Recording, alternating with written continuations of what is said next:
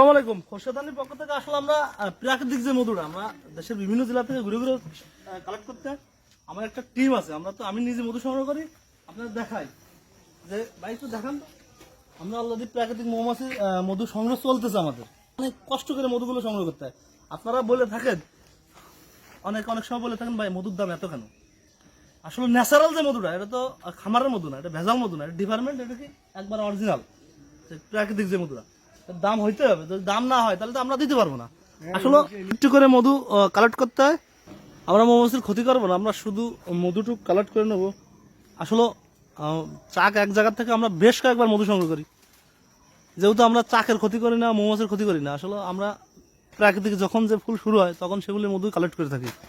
আসলে প্রাকৃতিক যে মধুগুলো আমাদের অনেক কষ্ট করে রিস্ক নিয়ে আসলে মধু সংগ্রহ কালেক্ট করতে হয়।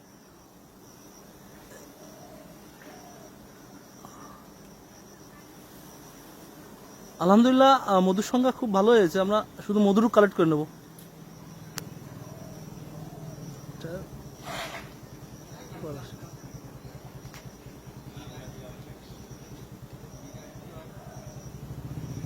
আলহামদুলিল্লাহ মধু সামনে মৌমাছি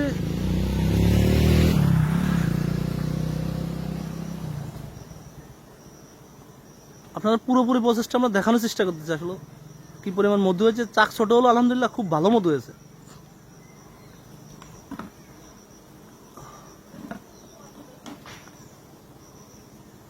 খোরশেদানির যে মধুগুলো আপনাকে দিয়ে থাকি না কেন দেশের বিভিন্ন জেলায়, ল্যাব টেস্টের মাধ্যমে যদি কেউ এক দানা ভেজাল ধরাইতে পারেন 1 লক্ষ টাকা নগদ পেমেন্ট। আমরা তো খোরশেদানির পক্ষ থেকে কারোর কাছ থেকে মধু কালেক্ট করি না, আমরা নিজেরা সংগ্রহ করি।